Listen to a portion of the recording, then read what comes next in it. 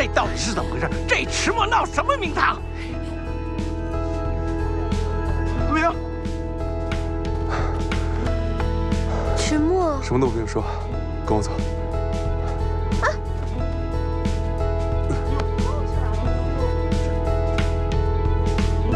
还不快去把你表弟给追回来！哎，没想到郑氏大小姐也会有今天的。来，干！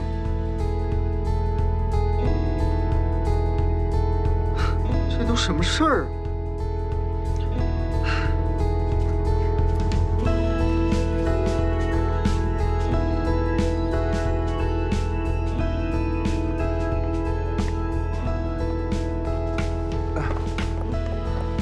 我们去哪儿？不管去哪儿，总之我们先离开这儿。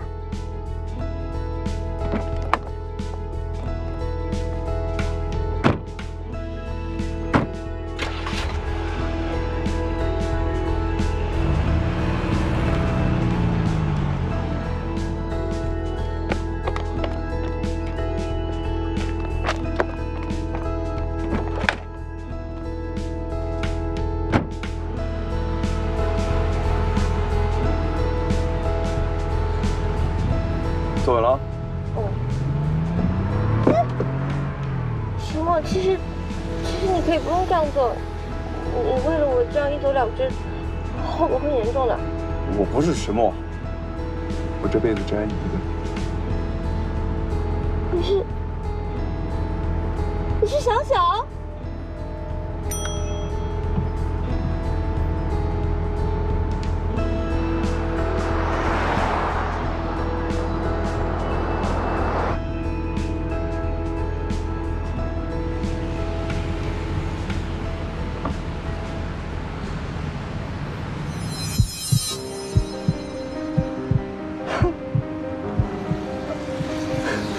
你怎么了，小小？怎么了，小小？把我的身体还给我。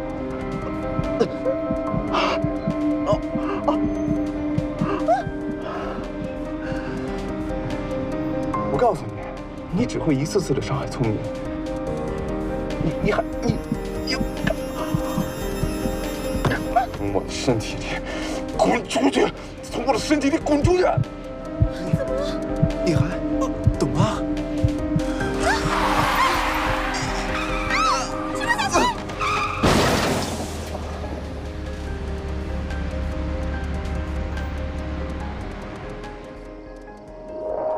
好聪明，好聪明啊！郑小姐，你来的正好，你现在立刻给我想办法，我要好聪明立刻消失，想啊！我这次来是想告诉你，您的委托我不想再继续下去了。你要钱是吗？你要多少钱？多少钱可以让郝聪明彻底滚出我和迟梦的世界？你开个价，我现在马上给你。不，这不是钱的问题。有一件事我一直没有告诉你，郝聪明其实是我的好朋友，我已经因为钱3番5次的伤害了他，我不想再这么做了。这是您预付的支票，1分没动。你什么意思？啊？良心发现啊！现在最惨的那个人好像是我。真的很抱歉，郑小姐，我知道事情发展到现在这个地步，我说什么都没有用了。不过我希望你听我一句劝，事情的原委远比你想象的复杂得多。我不希望看到你被迟墨伤得遍体鳞伤，也不希望看到聪明再受到一点伤害。为什么你们一个个对他那么好？好了，你别再冒充耗子假慈悲了，出去！郑小姐，我让你滚啊滚啊！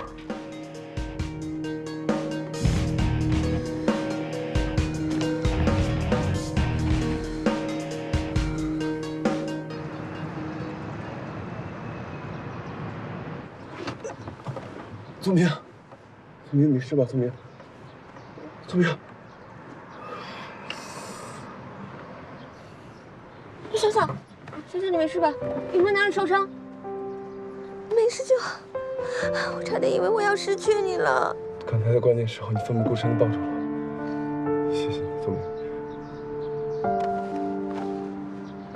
你到底是迟墨，还是宋小小？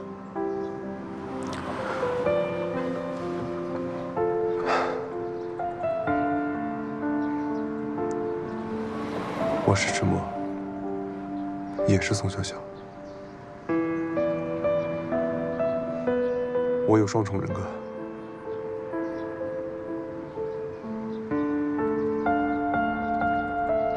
宗明，宗明，宗明，原来这么长的时间，你一直都在骗我。什么宋小小，什么迟墨，根本就是同一个人。我说怎么会那么巧？迟墨定制的那个瑶光之星，在宋小小那里。我第一次跟小小见面，在别墅那边。你们两个明明长得那么像，就说不认识对方。啊！我真的是最蠢的人，被你耍得团团转。你听我说，之前我也不相信，但是当我看到从我身体里分裂出来另外一个人格，他对我说话，让我按照他的意思去做，我不得不相信。我知道，这种事情一开始让人很难接受。之前在我身上也发生过很多类似的事情，但是我不想这样，我无法控制自己。那个宋小小，他就是寄居在我身体里的另外一个灵魂，我不知道他什么时候会出现，做出一些甚至我根本就不会做的事情。你不会做的事情，也包括跟我谈恋爱，是吗？迟墨，那你现在叫我怎么面对你？一直以来呵护我、爱护我、对我好的那个人，他叫宋小小。可是你现在跟我说宋小小是你分裂出来的另外一个人格，意思就是搞了半天跟我谈恋爱那个人根本就不存在，对吗？不是，他存在，他就是我，另外一层意义上的我。可是迟大爷，你根本就不爱我啊！在你眼里，我只不过就是个工具，一个可以帮你查到3年前车祸内幕的工具，一个可以帮你演戏、帮你骗过妈妈、骗过前女友的工具。你心里有那么多秘密，那么多负担，这些小小都没有，所以小小可以全心全意的爱我，但是你不可以，你一定要去跟那个跟你门当户对的郑小姐结婚。我知道你是喜欢我的，我喜欢的那个人叫宋小小。那为什么刚才撞车的时候，你抱着我的时候，你叫的是迟墨，不是宋小小？我没有那么自作多情。你是迟氏集团的总裁，但是我只是一个小员工，我们根本就不可能的。郝聪明，好，那我问你，你会为了我放弃迟氏吗？看，如果是小小，他根本就不会犹豫。但你不是小小，所以你不会像小小一样那么爱我，那么在乎我。这个戒指是我在车祸现场捡到的，现在我还给你。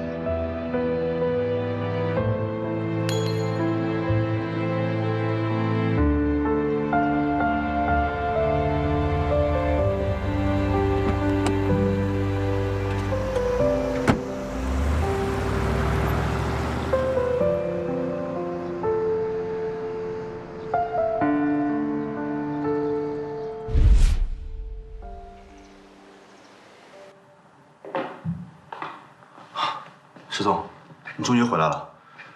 我们所有人找你都找疯了。哦，对了，你要去劝下郝小姐，她说她要搬出去，行李都收拾好了。是我同意他搬的。怎么，你们吵架了？比那个要复杂的多。可是你不是说她知道3年前有关于你爸的车祸案吗？这样走的话，万一那帮人再把他抓怎么办？他并不知道那场车祸的内幕，只是单纯的路过而已。哦，那可是还有那些保护他的人。宋董卓，你跟金秘书说一下，从今天开始解除对郝聪明一切的人身安全警报。他自由了。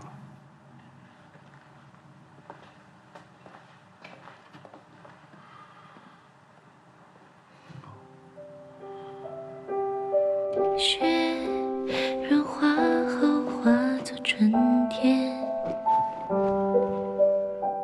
夏天应该不会遥远，秋天的风筝伴随落叶，冬天我单薄的鞋，我走了。等待可以比想象是的，好久没走了。我们在季节里拼命地追，今天就是这样，明天会怎么样？只能想象我们成长未来模样。每当风吹过窗帘，让我闻到了悸动的香。那些未开口的话，究竟要什么样的速度追赶你的步伐？我看着一晃一迟暮是迟暮，宋小小是宋小小，我的男朋友是宋小小，不是迟暮，有什么好难过的？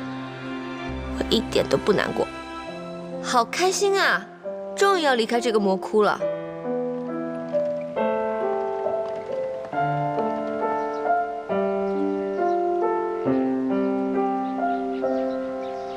雪融化后化作春天，夏天应该不会遥远，秋天的风筝伴随落叶，我送你吧。不用你送，冬天我单薄的鞋，既然你选择了郑宝珠，你就是郑宝珠的男朋友。你是我什么人？我不用你管，你又不是宋小小。哎，我们在季节里拼命地追，今天就是这样，明天会怎么样？只能想象我们成长未来模样。每当风吹过窗帘，让我闻到了悸动的香。那些未开口的话，究竟要什么样的速度追赶你的步伐？我看着一花一片片落下，回来吧。停车，我要下车。在这儿。对，就是这儿。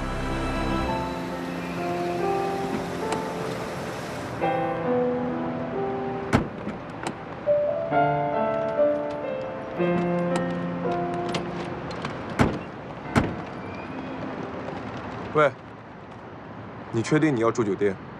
我住在哪里都跟你没有关系了，迟总。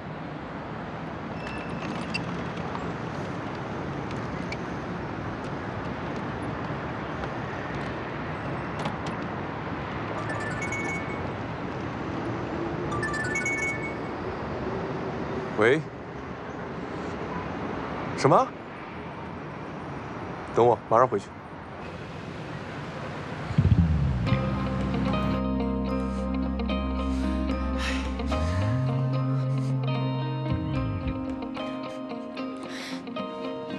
你看看你做的好事，你这是要闹哪一出啊？啊！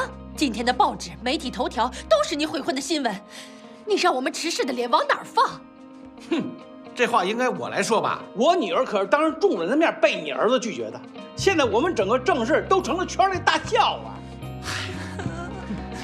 亲家公，不要这么叫啊！事到如今啊，不如啊，咱们把话说明白了。你们迟家给我一个交代，迟梦，你是现在自动离职，还是我们开董事会投票让你离开？你自己看着办。非得这样吗？迟家与郑家好歹有几十年的交情，现在我们应该想办法如何挽回郑氏和迟氏的声誉才是首先紧要的。他当初拒绝我女儿的时候，有没有想过20年的交情？声誉做到这种事还要什么声誉？你倒是认个错啊！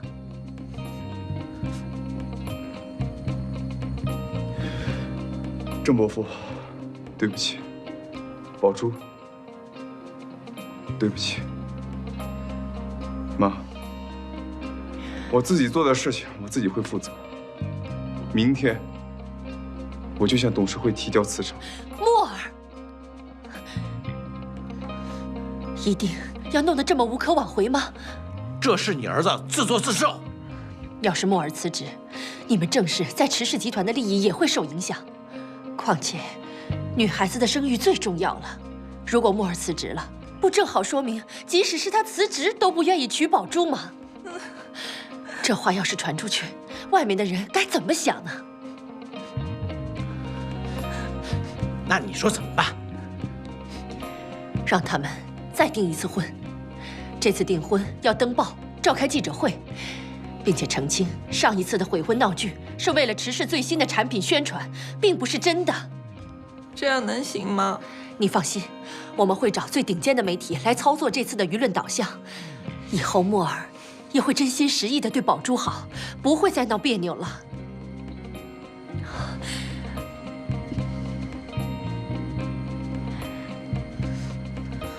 看在我过世的丈夫的份上，你就原谅墨儿这一回吧。妈，你爸，好吧，一切看在你们诚意。如果你们诚意不够，那我随时都让池墨滚出池氏。我说到做到。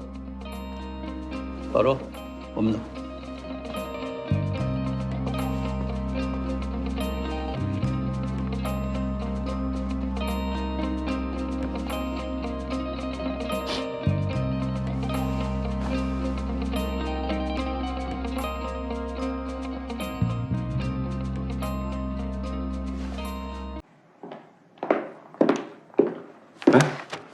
郑小姐，石墨呢？她还没回来呢。有衣帽间吗？这儿？楼上池墨屋里有一个。拿上去。哎，等会儿，这是怎么了？哪那么多废话？不是，池墨不太喜欢外人随便动他屋子。我是石家未来的女主人，你叫我外人，我看你是不想混了。你们俩跟我来。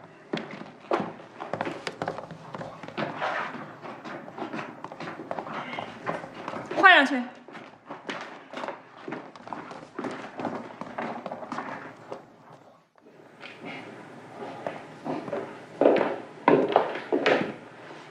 哎，你来了。怎么回事？哦，刚才郑小姐来过了，在你房间里收拾呢。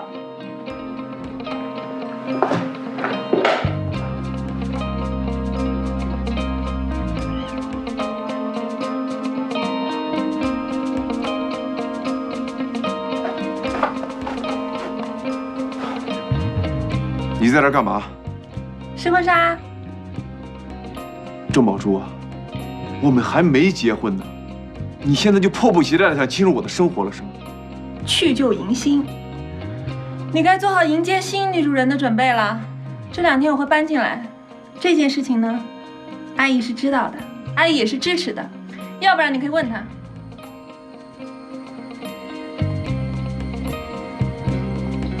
我那只熊呢？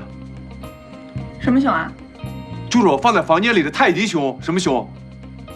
哦，那破熊啊，扔了。扔了。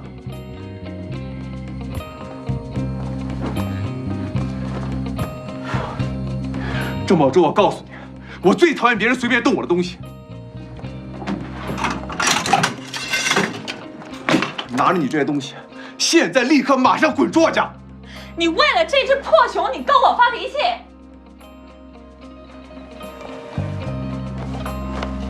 还给你！你那么紧张那只熊，难道是好聪明的？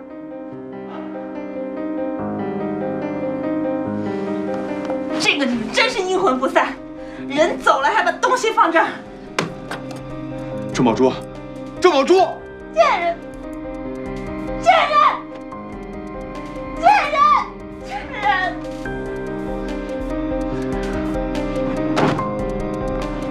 赤墨，你去哪？别回来！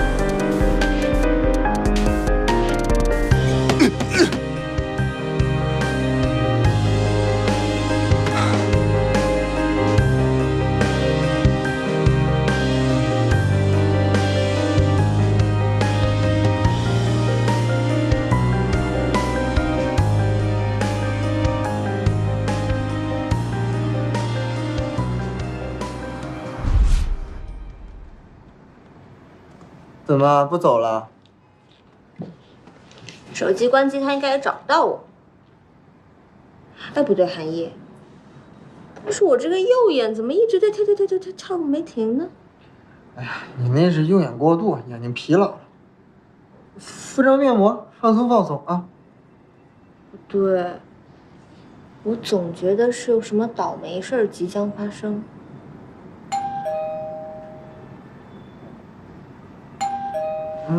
去开门。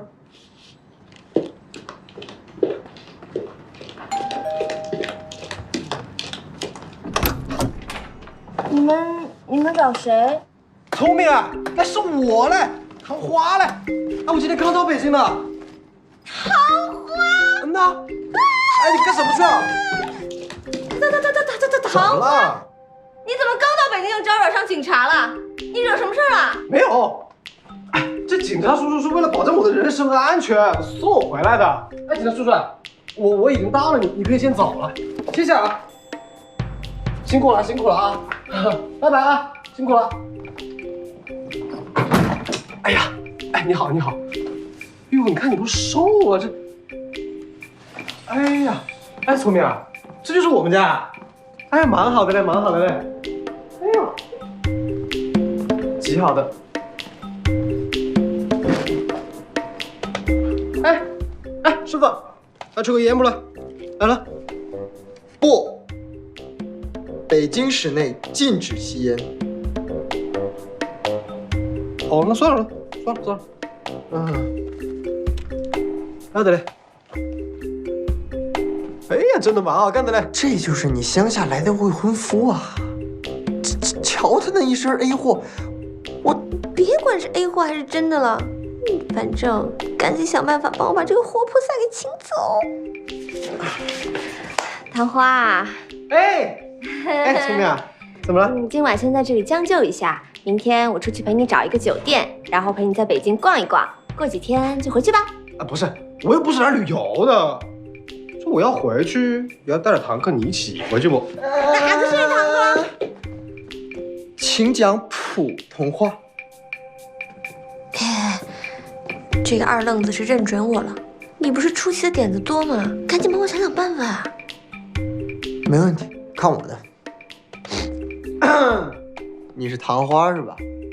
啊，对，唐花。你好，师傅。这好聪明，是我的女儿啊！她在我这儿住，吃我的，穿我的。你要想带她走，先拿50万。多少钱？50万，50万。等一下啊。够吗？我好厉害呀！50万就把我卖了！你管那么多了，现在自由，赶紧走。走什么？他不是我的男朋友，他是我的合租室友，也是我的好闺蜜，他叫韩毅。吓死我了！我还以为真的是抓着你不放的坏人呢。那个，初次见面，请多指教。我就说吧，见你第一眼就觉得和你特别有缘。你在这儿就住下吧，把这当自己家，随便住，住多久都行。住那屋，我屋啊，想住都住。真的？你别骗我啊！要的，蛮好的。见钱眼开，没骨气。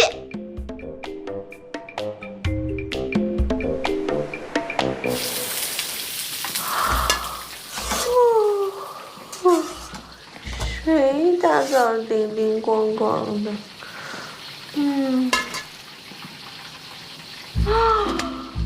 韩毅，太阳从西边出来了，林老竟然在亲自做早餐，竟然还做了这么大一桌。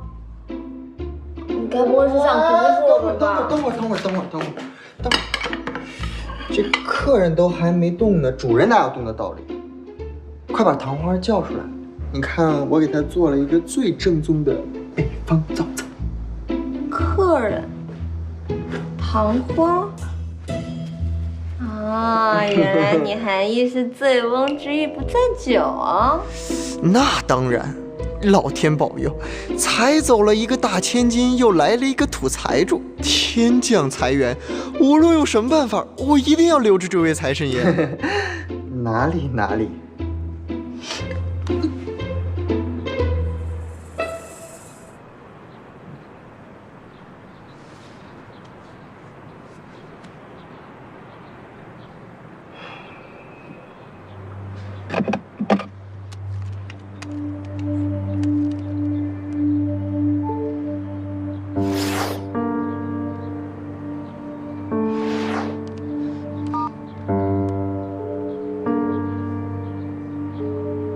喂，池总，你一晚上没回来，上哪儿去了？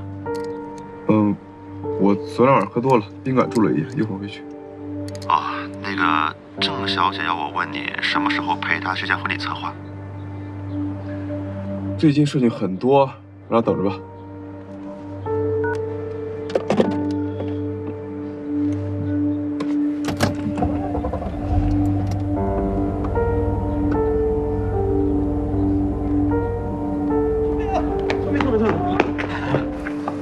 以后啊，这人垃圾这种体力活就交给我们男人来做，女人是用来爱护的，又不是用来干活的。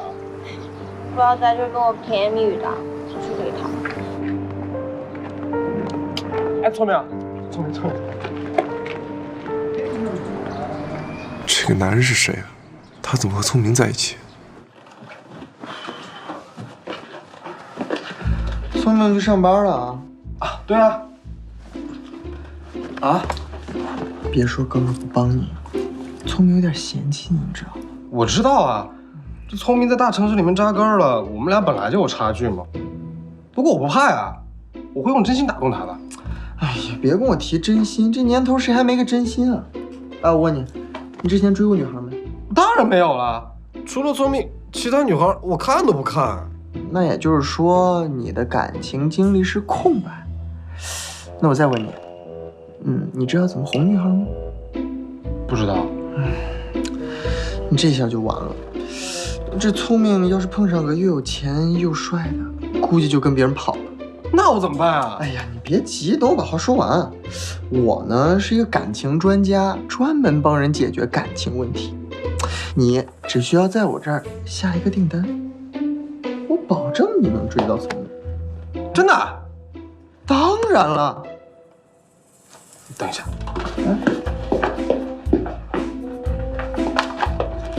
成交。去，只有多没有少，你赶紧跟我说人家。哎呦嘿，这又是哪个姑娘给我送的花啊？哎，花里有卡片，让我来看一下。我最爱的小聪明，你是我今生的唯一，我愿意陪你一起变老，让你做我手心里的宝。小聪明，是好聪明吧？估计是。他怎么这么厉害？居然有第3个男人。第3个了。干嘛呢？这大上班都杵在这儿。哎呦，池总好，池总好。有人给咱们公司的好聪明送了这么大一束玫瑰花呢。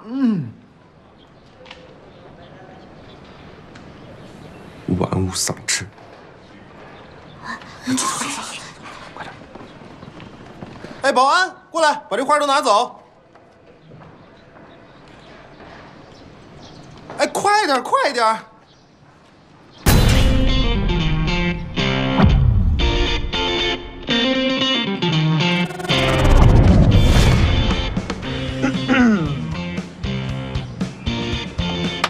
哎，韩老师，这样真的能给聪明惊喜啊？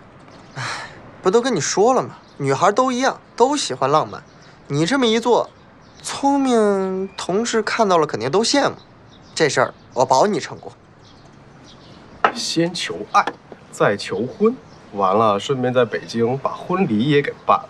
要是聪明不想回老家的话，哎，我们在北京定居也行啊。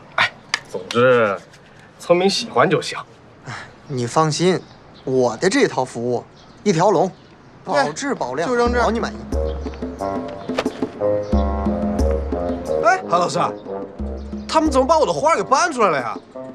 对啊，这谁干的呀？谁脑子进水了？放这么大一束花在公司前台，影响公司工作不知道吗？哎，你把我花搬出来干嘛呀？你的花？是啊，拿走，影响我们工作不知道吗？哎，谁呀你？哎，你给我站住！我这花又不是送给你的，我追个妞还影响秩序了？别跟这儿瞎搅和，滚蛋！要不然我直接把花给你扔了啊！你给我扔一试试！别指我啊！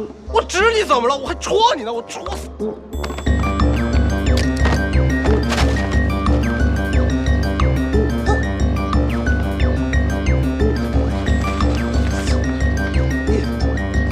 哎，你赔了我！哎，你干嘛？干嘛？我这动我了，东西！哎呀！大水出了魔庙啊！这是！哎，行。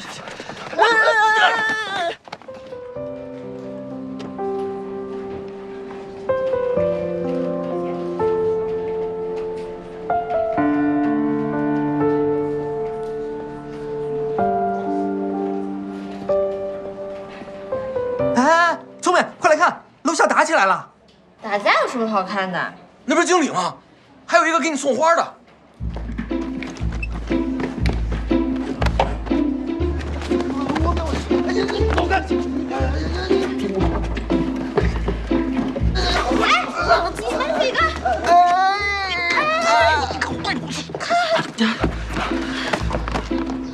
你们两个是不是有病啊？没事来我公司楼下闹什么呀？经理没事吧？没事吧，经理？经理？他是你经理？经理，我是聪明的未婚夫。说什么呢？好啊，好聪明啊！你给我等着！哎呀，别看了，赶紧散了吧！啊，走。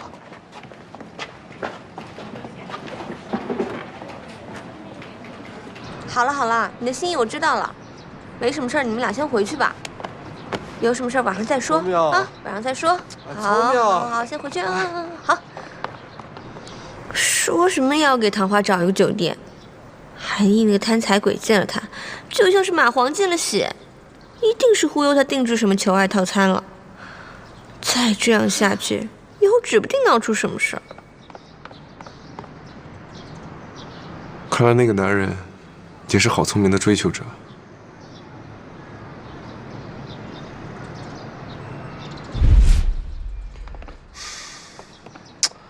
韩老师，送花这办法不顶用啊！唉，不是办法不顶用，是计划赶不上变化。你说谁知道有两个蠢蛋出来搅局呢？那现在怎么办呀？别担心，我还有后手。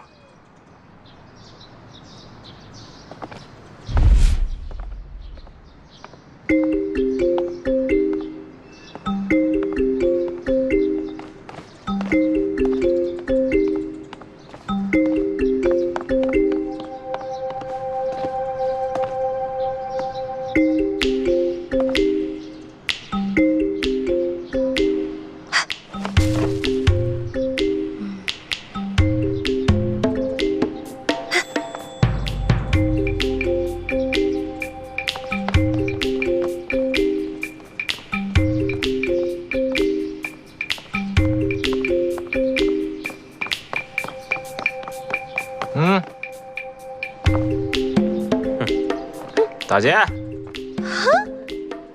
打劫！别废话啊！钱呢？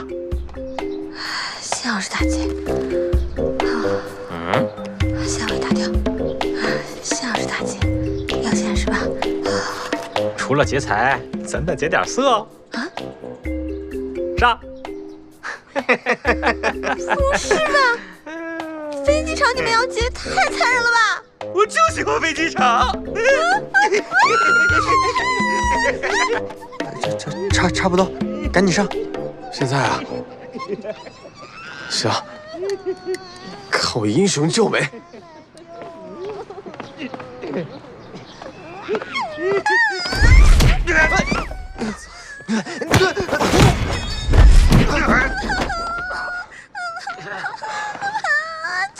没事吧？池大爷，你怎么会在这里啊？怎么回事啊？我也不知道。这两个人战斗力也太差了吧！你现在还有心思说这些？如果不是我及时赶到，你的处境是怎么样还不知道呢。哦，但是你为什么会在这里啊？我记得你回家不是走这条路啊。哪来那么多废话？报警吧。哦。哎，我说兄弟，不带你们这么玩的啊！说好了英雄救美，这怎么还换人了呢？不行，得加钱！加钱！你站住！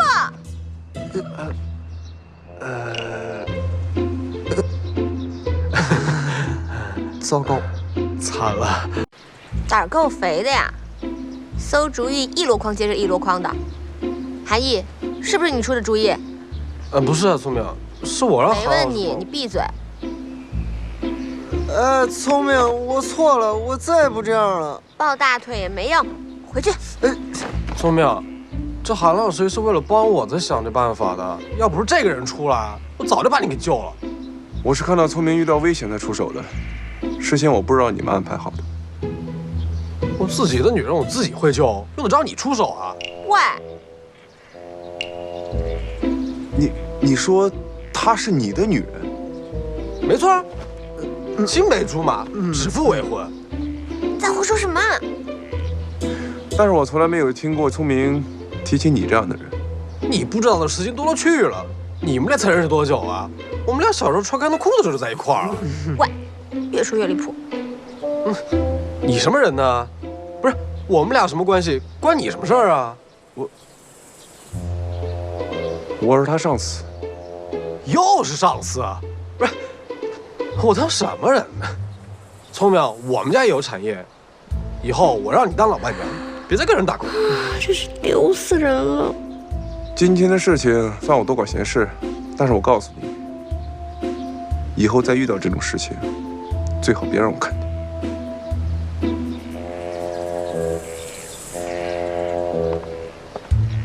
嘿，这人脾气还挺大。今天的事儿是我考虑不周，毕竟新项目在试验阶段。这样行不行？我们去 KTV， 一来呢给聪明压压惊，二来呢给糖花接风洗尘，怎么样？行。KTV， 肯定又是鸿门宴。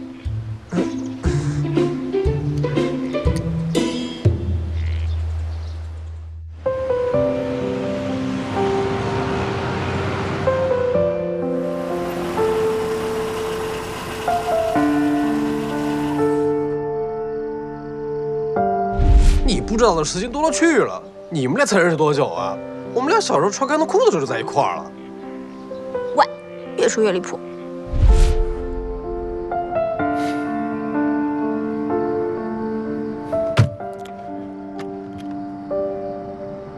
到底是怎么回事啊？我又不是宋小小，为什么会这么难过？现在有个叫唐花的来照顾好聪明，我应该觉得高兴才对啊。但是，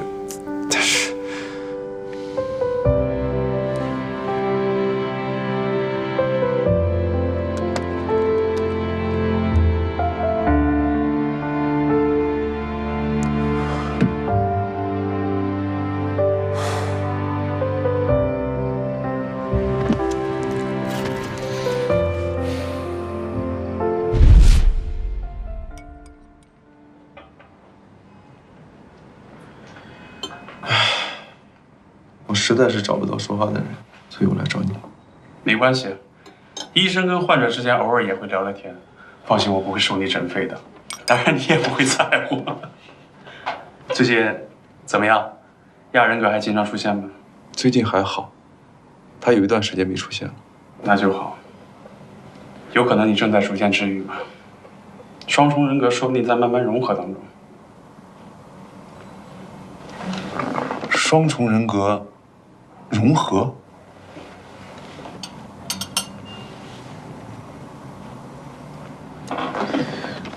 我不知道什么原因，但是我感觉我好累，好累。这就奇怪了。一般来讲，患者在逐渐治愈过程当中，会感到很放松。怎么你就恰恰相反呢？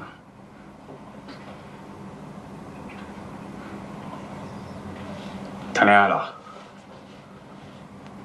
说什么呢？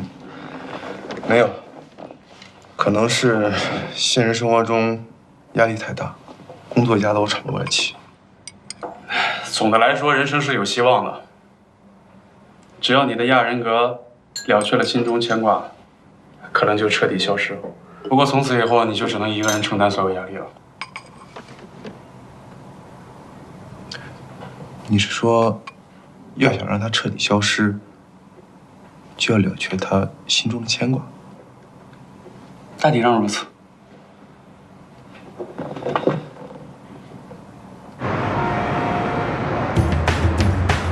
来，就是到了，到了。哎，别走啊！这边，这边。哎，这边来。聪明，你们怎么都在啊？你男朋友今儿下午来公司，非得请我们这帮跟你关系好的同事过来搓一顿。是啊，还送我们好多好吃的。对，我已经吃掉一桌了。他不是我男朋友。谈话啊！过来吧。你不是韩老师说的吗？要先追你，就要先讨好你的朋友们。我同意。亲爱的朋友们，那今天晚上吃好喝好，所有东西我全都请客，好不好？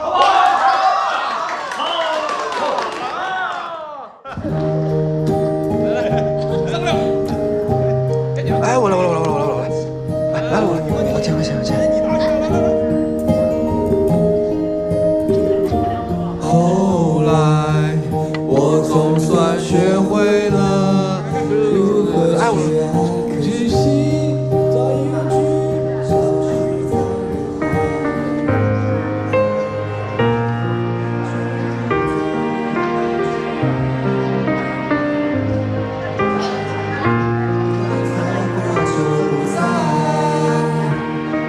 没了。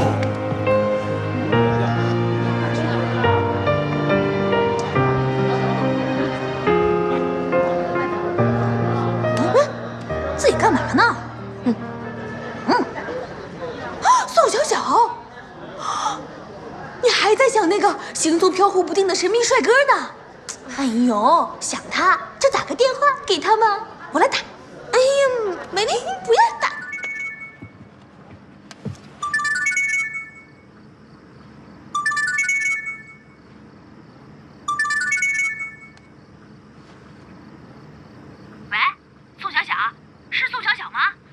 还活着的话，赶紧来上艺术 KTV。你今天遇上对手了，聪明那个土豪未婚夫，捎带聪明回乡下结婚呢。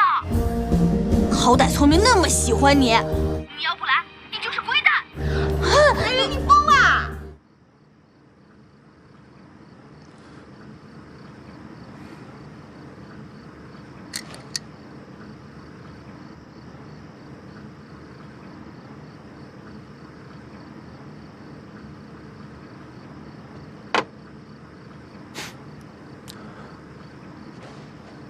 想他就打个电话给他嘛。你看，虽然这个土豪哥哥他也喜欢你，可是我知道，在你心里还是对宋小小念念不忘，对不对？不然这样吧，等咱们唱到这首歌的时候，如果宋小小哥哥还不来，那你就忘了他，转头土豪哥哥的怀抱，怎么样？我的，哎呦，我要唱。他不会来的。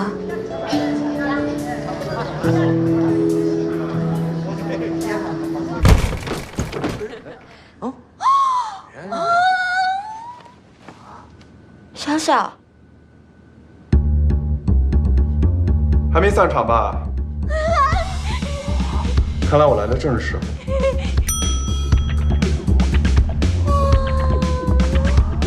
哎，唱什么呢？你们？好心分手？谁点的？什么鬼？换一个。换一个。换一个。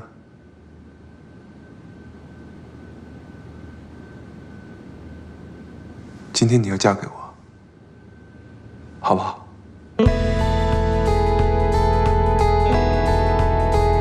小小，真的是你吗？小小，我回来了。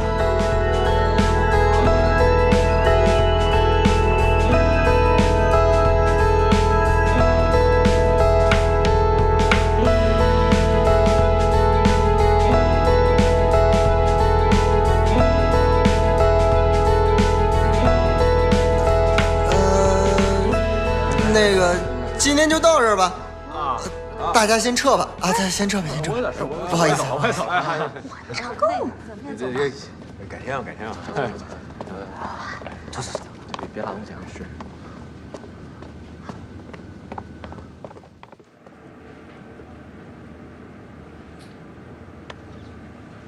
哎，不是，韩老师，这什么情况啊？哎呦嘿，这真是大水冲了龙王庙，一家人不认一家人呐！来，我给大家介绍一下，这位呢是聪明从老家来的未婚夫，这位呢是聪明的男朋友。男朋友？前男友。他上次还说是聪明的上司呢，怎么又成前男友了？我怎么那么烦有人骗我呢？不是，我跟你讲，他跟夏无女不是一人。他叫宋小小。什么宋小小，宋大大？但是下午我们碰到那个人，他叫迟墨，他叫宋小小。他们两个人虽然长得很像，但是不是同一个人。只是长得像，不是一个人。谁信呢？哎，郝聪明是我的未婚妻，这小子打哪儿冒出来的呀？戴链子那哥们儿，我警告你，郝聪明是我女朋友，懂吗？你女朋友？我呸！她是我的人。你觉得凭你有什么能跟我抢的？给我放！行，有种，行，是爷们儿，咱俩就来比比。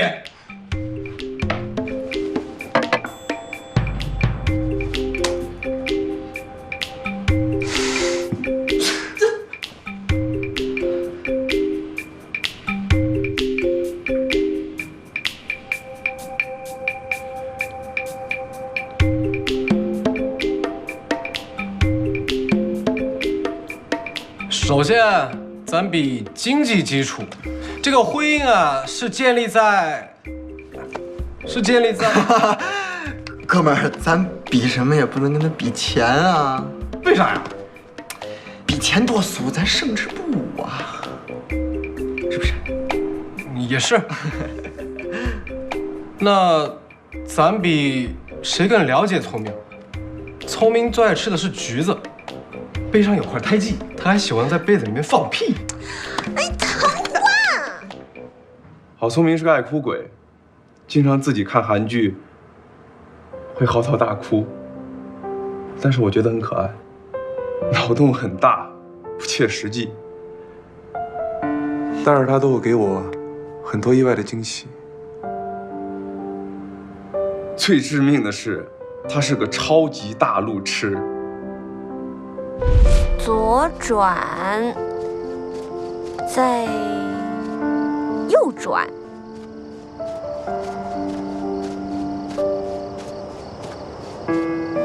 岔路口，没有岔路口啊，连东南西北都不认得。郝聪明最喜欢的是抱着我的脖子。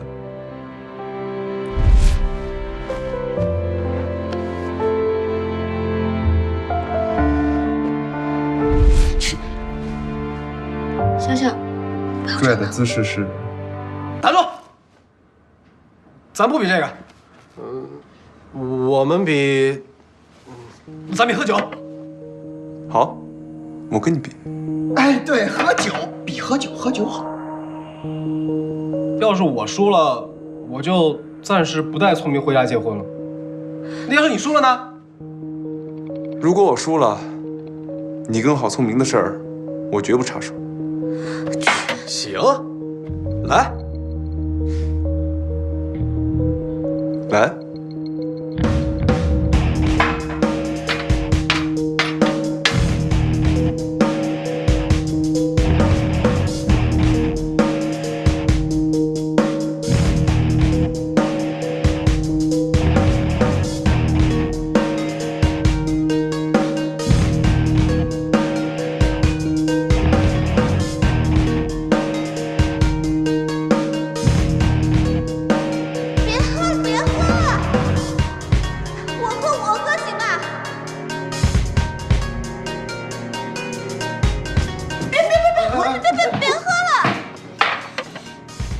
哥们儿，这回小小赢了。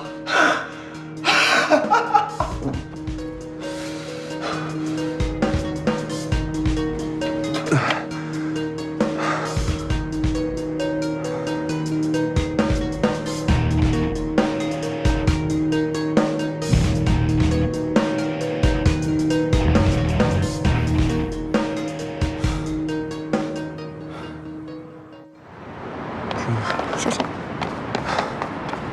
哎，正好。不要离开我！不要，聪明，聪明，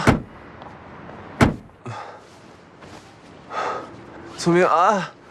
我喜欢你，我真的喜欢你，聪明，聪明，不要离开我，不要离开我。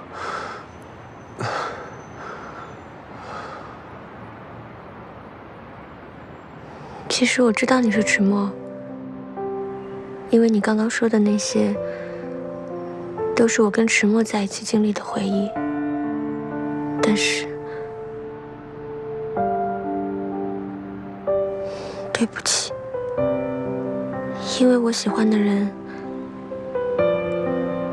应该是宋小小才对。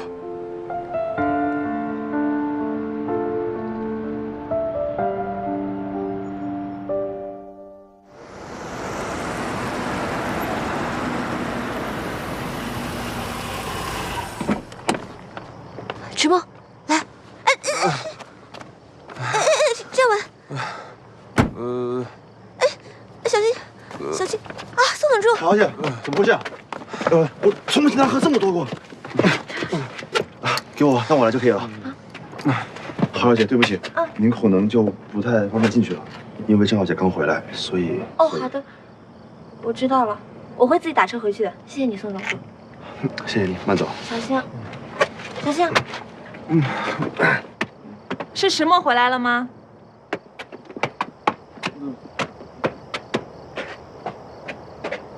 怎么喝那么醉啊？明知道明天订婚还喝那么多，人呢？啊，不用了，我来就可以了。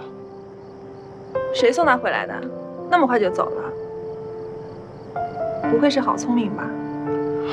不是，是代驾，他已经走了。是吗？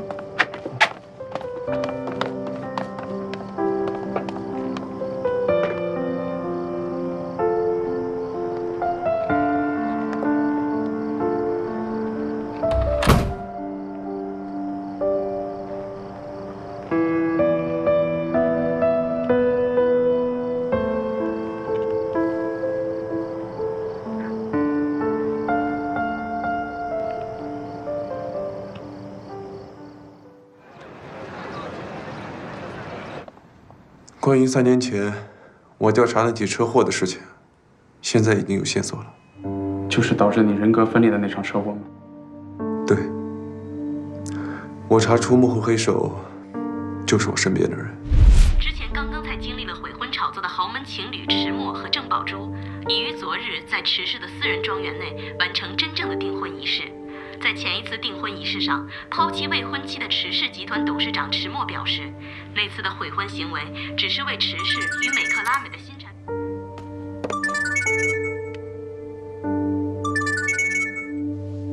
喂，石总，您之前托我查的事儿有眉目了。根据您提供的那个手机号码，我们查到有个人在这期间使用过这个号码，特征跟您说的相符。照片我已经给您发过来了。现在吗？对，在您的邮箱里。照片上的人外号叫刀疤，郝小姐的读者会之后的绑架案件，还有农家乐都是他所为。我们顺着线索还打探到，在3年前，刀疤曾欠下一大笔高利贷，不过没多久，他那笔高利贷就顺利还清了，而且还有钱继续豪赌。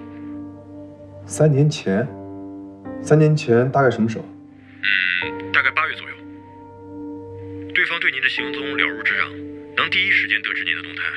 根据我的判断，嫌疑人很可能就在您的身边。